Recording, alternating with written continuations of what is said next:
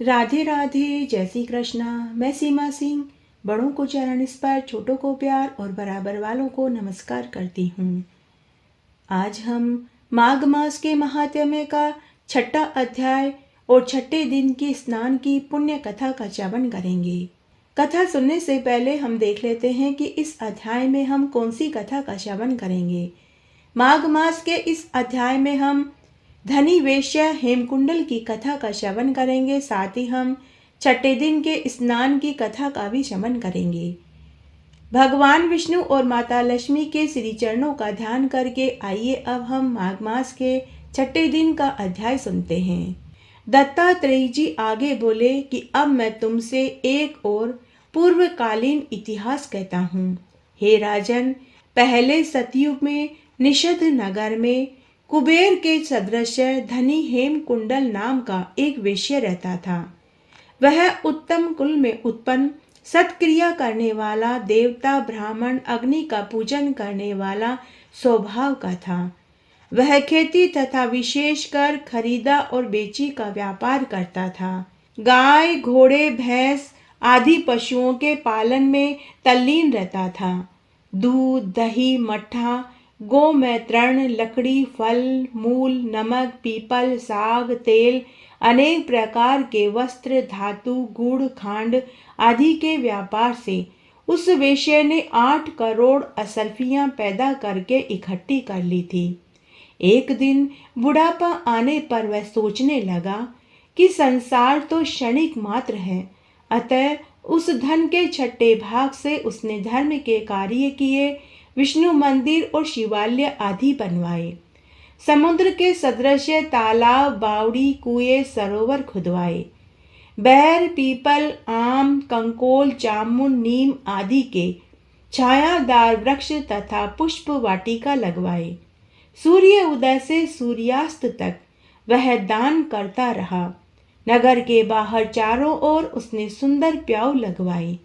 हे राजन, पुराणों में जो प्रसिद्ध दान थे उसने सभी तरह के दान पुण्य किए। तदनंतर वह पापों का प्रायश्चित कर देवता और अतिथि पूजन करने लगा। इस तरह सदाचरण करते हुए उसके 2 पुत्र हुए, जिनमें एक का नाम कुंडल और दूसरे का नाम विकुंडल रखा। तत्पश्चात वह वेश्या अपने लड़कों के ऊपर गृहस्थी का सारा भार छोड़कर सम तपस्या करने के लिए घने वन में चला गया। गोविंद की तपस्या में उसने अपने शरीर को क्रश करके विष्णु लोक को प्राप्त हुआ। तब हे राजन, उसके दोनों पुत्र रूप और धन के मद से अभिमानी होकर दुःशील व्यसनों में तल्लीन हो गए। धर्म रहित हो जाने से उनकी माता और परिवार वालों का उन्होंने कभी कहना नहीं माना। पिता के मित्रों का वे बहिष्कार करने लगे। अधर्म में तल्लीन होने पर वे स्त्री गमन करते थे। वीणा आदि बजाते, गीत रंग में फंसकर सदैव सैकड़ों वेश्याओं के साथ रहने लगे। खुशामदी, जवारी, पहलवान और धूर्तों की संगति में रहते, अच्छे अच्छे वस्त्र पहनकर, कस्तूरी तिलक लगाकर, फूल माला और मोतियों की माला पहनकर, घोड़े, हाथी, रथ पर सवार होकर अपने पिता के धन को लुटाकर नष्ट करने लगे। प्रतिदिन भोग विलास में लीन रहकर अपने सुंदर घर में रहते थे। इन दोनों ने कुपात्रों में ही सारा धन खर्च कर दिया। न कभी सत्पात्रों को कोई दान दिया, न कभी ब्राह्मणों के मुख से हवन किया, न कभी विष्णु भगवान की पूजा करी, नहीं कभी अपने हाथ से कोई दान ही किया। इस प्रकार थोड़े ही दिनों में उनका सारा धन नष्ट हो गया। जब वे अत्यंत दुखी, परम दरिद्री हो गए, तब भूख और प्यास से व्याकुल होकर वे शोक में पड़ गए। जब उनके पास कोई साधन भोजन का भी नहीं रहा, तब उनके संबंधी, भाई, बंधु, सेवक इत्यादि सभी धन की कमी से इनको छोड़कर चले गए। नगर में इनकी बुराइयां होने लगी। हे राजन, तब इन दोनों भाइयों ने नगर में चोरी करना शुरू कर दिया। राजा और लोग अपवाद के भय से तथा लोगों के ऋण से दुखी होकर वे नगर छोड़कर वन में रहने लगे। वहां पर वे मूर्ख अपने तीक्ष्ण बाणों से पक्षियों, वाराह, रोहित, मृग, खरगोश, शल्लक, गोधा, हिंसक पशुओं को मारकर खाने लगे और बड़े बलवान भीलों के साथ रहकर सदैव शिकार करते। इस तरह मांस आदि का भोजन करने लगे। ये दुष्ट पापी एक समय किसी पर्वत पर गए। हे राजन, उनमें से बड़े भाई को तो शेर ने खा लिया और छोटे भाई को सांप ने डस लिया। तब एक ही दिन दोनों भाइयों की मृत्यु हो गई। तब यमदूत इन दोनों को यमलोक में मुग्धनों से मारते हुए लेकर गए और ले जाकर यमराज के पास गए और बोले कि हे यमराज जी, हम आपकी आज्ञा से इन दोनों पापियों को यहाँ लेकर आए हैं। अब हमें आज्ञा दीजिए, इन दोनों महापापियों का क्या करना है। पद्म पुराण में कहा गया है कि यदि कोई माघ स्नान नहीं करता उसका जीवन व्यर्थ है।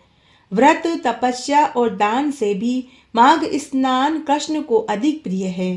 पवित्र कार्य करने के लिए यह मास सर्वोत्तम है।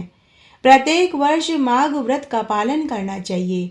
भगवान कृष्ण को प्रसन्न करने के लिए माघ मास में पवित्र नदियों में स्नान करना मनुष्य का प्रथम कर्तव्य है। माघ मास में जल शुद्ध होता है और असंख्य पापों का नाश करता है, क्योंकि देवता अपनी सभी शक्तियों को जल में प्रवाहित कर देते हैं। दत्तात्रेय जी कहते हैं कि माघ स्नान के बिना मानव शरीर बेकार है। माघ मास में हो सके तो तालाब, झील, कुंड या नदी में स्नान करें। गंगा स्नान करने से 1000 गुना फल मिलता है। त्रिवेणी में स्नान करने से 1,00,000 गुना फल प्राप्त होता है। स्नान के लिए बाहर जाने के लिए उठाया गया प्रत्येक कदम कभी भी नष्ट न हुए पापों के फल को जला देता है और यमराज को प्रसन्न करता है। भगवान कृष्ण को प्रसन्न करने के लिए पवित्र नदियों में स्नान करना चाहिए। पूरे महीने में 3 बार पवित्र नदियों में स्नान करने से उस मनुष्य के जीवन भर के सारे पाप धुल जाते हैं। संकल्प मंत्र इस प्रकार है। प्रातः उठते ही माघ मास का स्नान करने वाले व्यक्ति को बोलना चाहिए कि हे परमेश्वर, हे माधव, मैं माघ मास में प्रतिदिन प्रातः काल का स्नान करूंगा। माघ मासम इमाम पूर्णम शेषहम देवा माधम। स्नान का सर्वोत्तम समय मंत्र है, हे अच्युत, हे गोविंद, हे माधव, मैं माघ महीने में स्नान करता हूँ। जब सूर्य मकर राशि में प्रवेश करता है, हे प्रभु, कृपया करके मुझे इस व्रत का उचित फल प्रदान करें। मकरस्थ रवो मघा गोविंदा अच्युत माधव स्नेना नानेन मैं देवा यथोक्त फल दो भवे। जाने अनजाने में किए गए घोर पाप माघ मास का स्नान करने से नष्ट हो जाते हैं। ब्रह्मा जी कहते हैं कि पवित्र स्थान में स्नान करने से मन, वाणी, कर्म के किए गए सभी पाप नष्ट हो जाते हैं। भगवान कृष्ण की प्रसन्नता के लिए किए गए कोई भी पुण्य कार्य, यज्ञ, मंत्र, जप असीमित लाभ देते हैं। यदि परिवार का एक व्यक्ति भी पवित्र नदियों में माघ मास में 3 दिन स्नान कर ले तो भगवान कृष्ण द्वारा सभी पूर्व में की गई गलतियों और पापों से उसे मुक्ति मिल जाती है। उसके सभी जीवन के पाप नष्ट हो जाते हैं। केवल 3 दिन तक किसी पवित्र नदी में स्नान करने से उस व्यक्ति और उसके परिवार को धन, लंबी आयु की प्राप्ति होती है। वह व्यक्ति सभी संकटों और पापों से मुक्त हो जाता है और मरने पर स्वर्ग का सुख प्राप्त करता है। उस व्यक्ति की 21 पीढ़ियों को वैकुंठ का वास मिलता है। किसी पवित्र नदी में माघ मास में स्नान करने से उसके पाप प्रतिक्रियाओं को नष्ट करने में कोई भी उपाय प्रभावशाली नहीं है। तीर्थ स्थान में माघ स्नान बुद्धिजीवियों के लिए सर्वश्रेष्ठ कहा गया है, क्योंकि इससे सभी पाप कर्म तुरंत नष्ट हो जाते हैं। यह सभी व्रतों से अधिक लाभकारी है। इससे सभी प्रकार के वरदान प्राप्त होते हैं।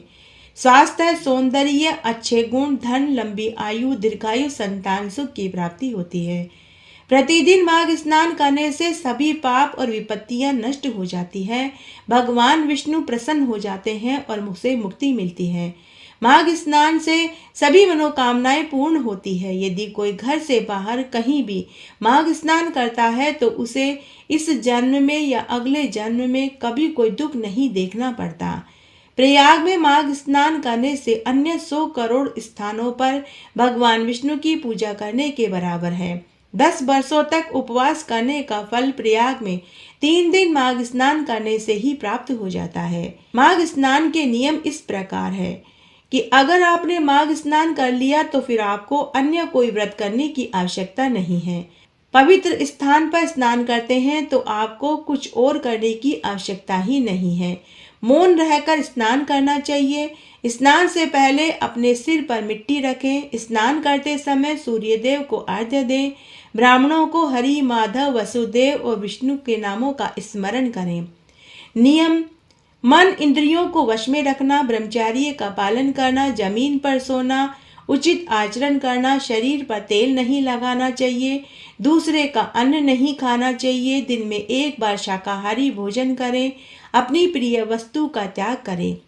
विग्रह पूजा: भगवान की विशेष सावधानी से पूजा करें। दीप, भोजन, धूप, चंदन का लेप चढ़ाएं। भगवान की सावधानी से पूजा करने से व्यक्ति को आध्यात्मिक लोक की प्राप्ति होती है। ब्राह्मण दंपति की पूजा भोजन, चंदन, कमल, वस्त्र, आभूषण आदि से करनी चाहिए। सूर्यास्त से सूर्य उदय तक भगवान के पास अखंड दीपक जलावें। भगवान को तुलसी के पत्ते और मंजरियां चढ़ावें। सुगंधित चावल चढ़ावें। कमल या चंपक पुष्प चढ़ाने से वैकुंठ की प्राप्ति होती है। भगवान को प्रतिदिन जल और दूध से स्नान कराना चाहिए। भगवान को तिल के व्यंजन, मावे की खिचड़ी, खीर और घी से बनी हुई चीजें अर्पित करें। पूरे महीने अपनी क्षमता के अनुसार दान जरूर करें। कंबल, गर्म कपड़े, जूते, लकड़ी, जलपात्र, छाता, घी, तेल, रुई की बत्ती आदि का दान करना श्रेष्ठ कहा गया है।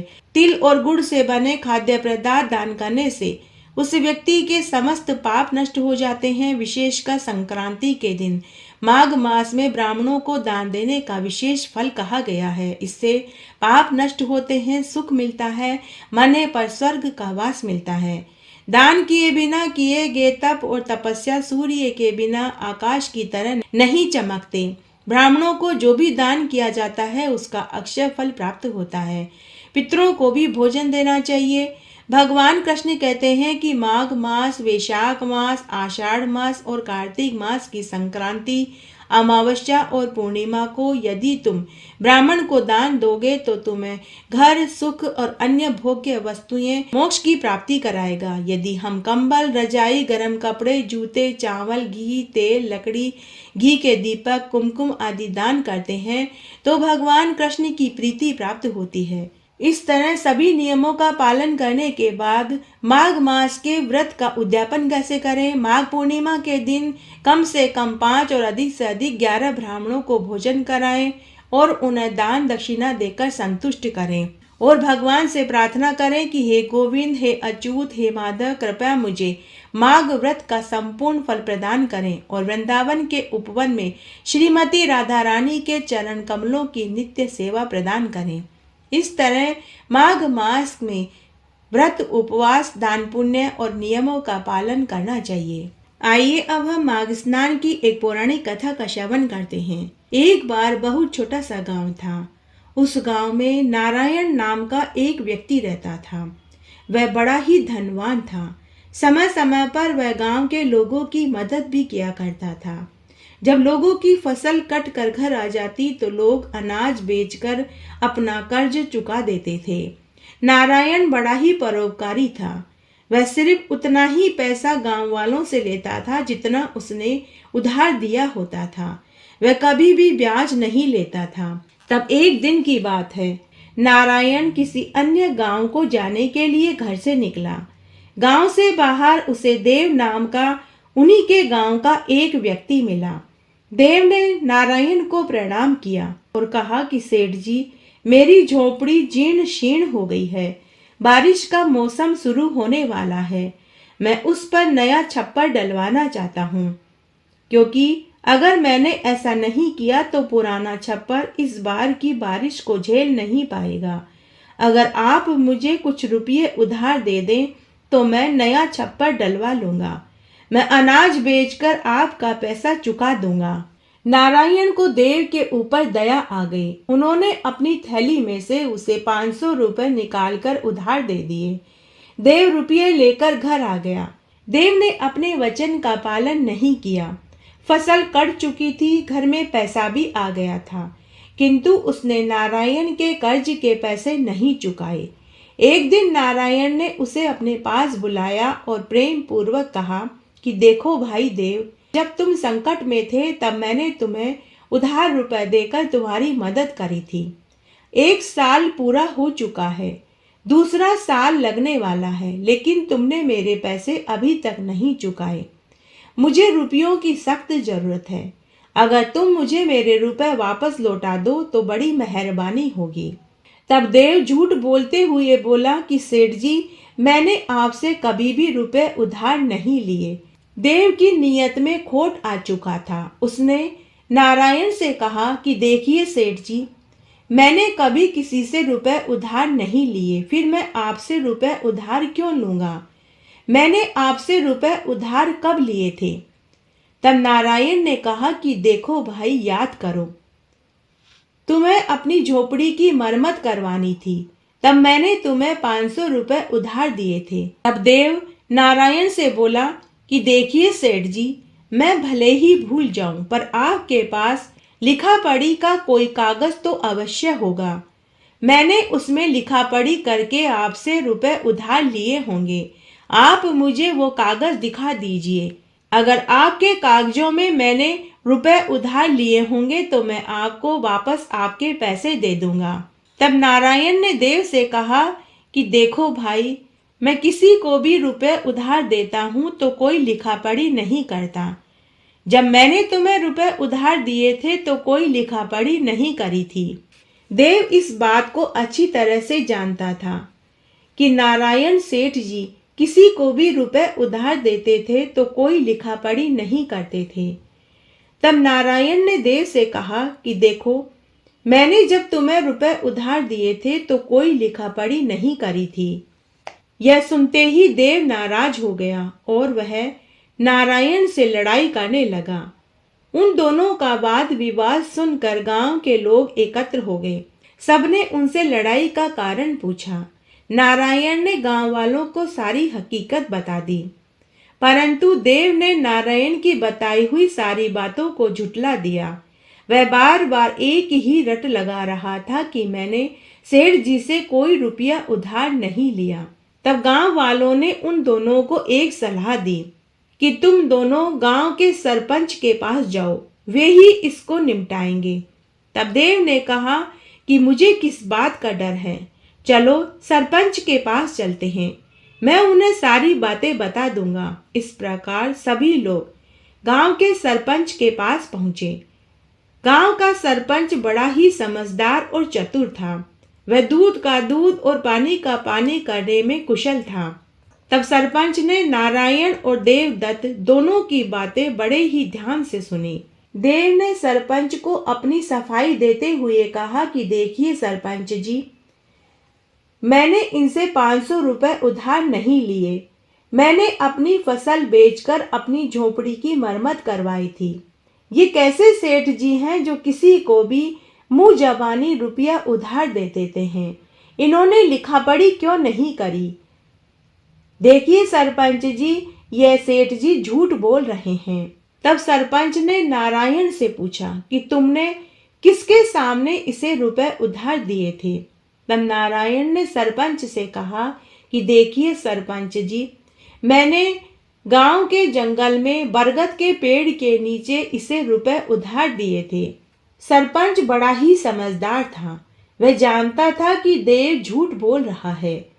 तब सरपंच ने एक योजना बनाई। उन्होंने कहा कि ठीक है, अब हम उस बरगद के पेड़ को ही अपना गवाह बनाएंगे। अभी जाकर उस बरगद के पेड़ से कहो कि मैंने उसे यहाँ पर बुलाया है।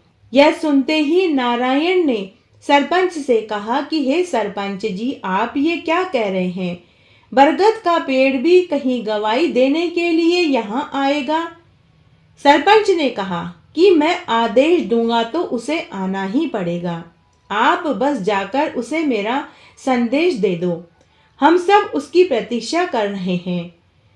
सरपंच का आदेश था, इसलिए नारायण उस बरगद के पेड़ से यह कहने के लिए चला गया।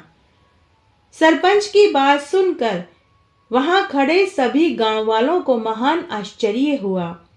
देव बैठा बैठा खुश हो रहा था।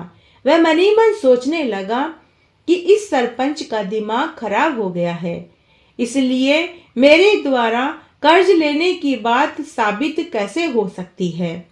इस सरपंच का दिमाग खराब हो गया है। भला कोई पेड़ भी यहाँ गवाही देने आएगा। अब वह नारायण ही झूठा साबित होगा और अब मुझे वापस उधार पैसे भी नहीं देने पड़ेंगे। थोड़ी देर मौन रहकर सरपंच ने देव से प्रश्न किया कि देखो भाई देव, क्या नारायण अब तक बरगद के उस वृक्ष के पास पहुंच गया होगा? देव बोला, इतनी जल्दी वह वहां कैसे पहुंच सकता है? वह बरगद का पेड़ तो यहाँ से 200 कोस की दूरी पर है। देव की बात सुनते ही सरपंच ने देव की पीठ पर एक मोटी छड़ी उठाकर दे मारी और गरज कर बोले कि अरे कमबख्त चोर, तो तू यह सब जानता है कि नारायण ने तुमको किस बरगद के पेड़ के नीचे रुपए उधार दिए थे। सरपंच की चतुराई पर सभी गांव वालों को खुशी हुई। कुछ और दबाव पड़ा तो देव ने अपनी गलती स्वीकार कर ली। उसने मान लिया कि उसने सेठ जी नारायण से 500 रुपए उधार लिए थे। उसने वह रुपया ब्याज सहित नारायण को लौटाने का वचन दिया। तब सरपंच ने गांव के एक व्यक्ति को नारायण को बुलाने के लिए भेजा। नारायण वहां आया। नारायण को देखकर देव को बहुत शर्मिंदगी हुई। उसने हाथ जोड़कर नारायण से अपनी गलती की माफी मांगी और बोला कि सेठ जी, मैं झूठ बोल रहा था। मैं आपको आपके 500 रुपये ब्याज सहित लौटा दूंगा।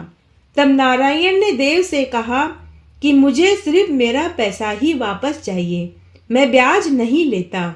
इस तरह देव ने अपनी गलती मानी और सबने गांव के सरपंच की भूरी भूरी प्रशंसा करी। माघ के महीने में अगर भगवान विष्णु और कृष्ण की पूजा की जाए तो उस मनुष्य की सभी विपदाएं दूर हो जाती है, दरिद्रता का नाश हो जाता है, उसके ऊपर भगवान विष्णु और माता लक्ष्मी की कृपा बरसने लग जाती है। हिंदू धर्म में माघ का महीना बहुत महत्व रखता है। माघ के महीने में किया गया दान पुण्य कई जन्मों तक इसका फल देता है। इस माह में भगवान कृष्ण और विष्णु भगवान की पूजा करने का महत्व है। वहीं कुछ मंत्र भी ऐसे हैं जिनके जाप से घर की दरिद्रता दूर हो जाती है और घर में सुख शांति बनी रहती है। माघ के महीने का विशेष महत्व शास्त्रों में बताया गया है। कहते हैं इस मास में स्नान दान और पूजा पाठ करने का अलग फल मिलता है। इस महीने में कई प्रसिद्ध तीर्थ स्थलों पर मेला लगता है, जहां दूर दूर से श्रद्धालु एक महीने के लिए कल्पवास करने आते हैं। कल्पवास के दौरान कई श्रद्धालु पवित्र नदियों में डुबकी लगाते हैं। पूरा महीना भगवान की भक्ति में समय बिताते हैं। वहीं हर साल उत्तर प्रदेश के प्रयागराज में पूरे एक महीने तक यह मेला लगता है। इस मेले को कुंभ और महाकुंभ का मेला कहा जाता है। जिस तरह सावन मास में भगवान महादेव की पूजा करने का विधान है, ठीक उसी प्रकार माघ मास में भगवान कृष्ण और विष्णु भगवान की पूजा करने का विधान है। बृहस्पतिवार विष्णु और श्री कृष्ण की पूजा के लिए विशेष माने गए हैं, क्योंकि इस दिन के कारक देव श्री हरि विष्णु हैं। इस पूरे माह में श्री कृष्ण के मंत्रों का जाप करने का विशेष फल प्राप्त होता है। जिन लोगों की कुंडली में बृहस्पति या गुरु की स्थिति प्रतिकूल हो और जीवन में मान शिक्षा संबंधी कष्ट हो, तो ऐसे लोगों को इस मास के गुरुवार को इन मंत्रों का जाप करना चाहिए और बृहस्पति जी से संबंधित वस्तुओं का दान करने का विशेष लाभ प्राप्त होता है। इस दिन स्नान के बाद पीले कपड़े पहने, फिर विष्णु भगवान की पूजा करें। उसके बाद खीर और दूध से बनी मिठाई का भोग लगाएं। साथ ही पीले रंग के फूल अर्पित करें। पूजा वाले आसन पर ध्यान मुद्रा में बैठ जाएं, फिर मंत्रों का जाप करें। गुरुवार के दिन भगवान विष्णु के मंत्रों का जाप किया जाए तो विशेष फल प्राप्त होता है। भगवान विष्णु के मंत्रों के जाप से काफी लाभ होता है।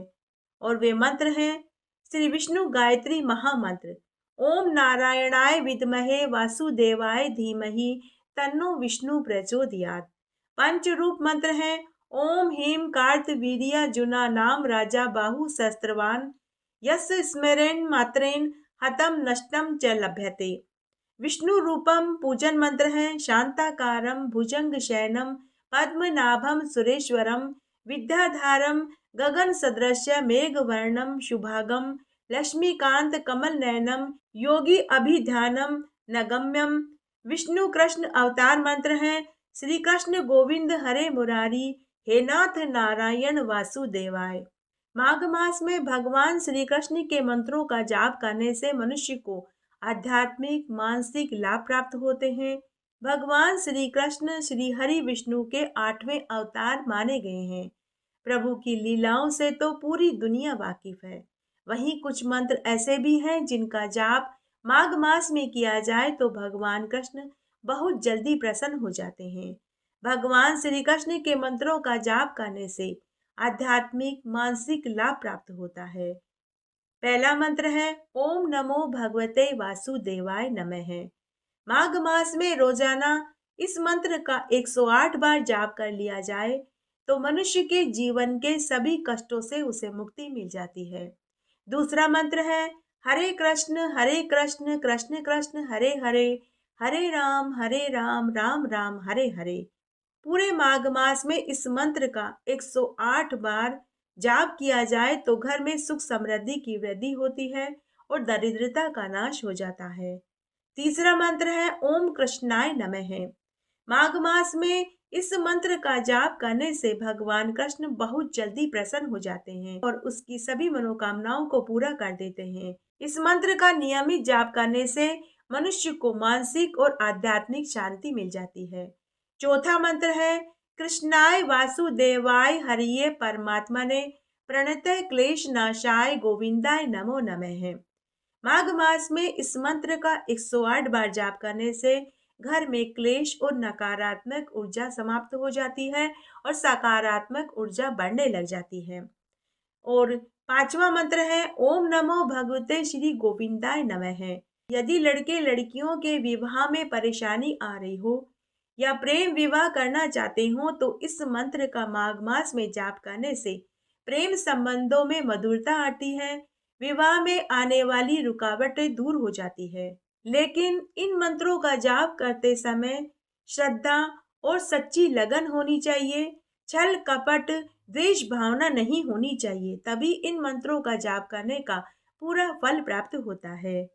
आइए अब हम तुलसी महारानी जी की आरती सुनते हैं। तुलसी महारानी नमो नमो, हर की पटरानी नमो नमो। कौन से महीने में बोई रानी तुलसा तो कौन से महीने में हुई हरियाली। आषाढ़ के महीने में बोई रानी तुलसा तो सावन के मास में हुई हरियाली। कौन से महीने में हुई तेरी पूजा तो कौन से महीने में हुई पटरानी। कार्तिक के महीने में हुई तेरी पूजा तो मंगसर मास में हुई पटरानी। धूप दीप नैवेद्य आरती तो पुष्पन की बरसा बरसानी। 56 भोग 3600 व्यंजन मैया बिन तुलसा एक न मानी। जो कोई तुलसा को सवेरे गाए श्री कृष्ण भगवान के दर्शन पाए। जो कोई तुलसा को दोपहरा गाए खीर खांड का भोग पाए। जो कोई तुलसा को सांझ को गाए श्री कृष्ण जी की आरती उतारे। जो कोई तुलसा को आधी रात को गाए श्री कृष्ण जी के चरण दबाए। तुलसी महारानी नमो नमो, हर की पटरानी नमो नमो। इस तरह आज हमने माघ मास के महात्म्य का 6ठा अध्याय और 6ठे दिन की पुण्यफल देने वाली कथा का श्रवण किया। आशा करती हूँ आपको इस कथा को सुनने का संपूर्ण फल प्राप्त होगा। मेरे साथ बने रहने के लिए आपका धन्यवाद। आगे आने वाली कथा कहानी के लिए भी आप इसी तरह मेरे साथ बने रहें। धन्यवाद।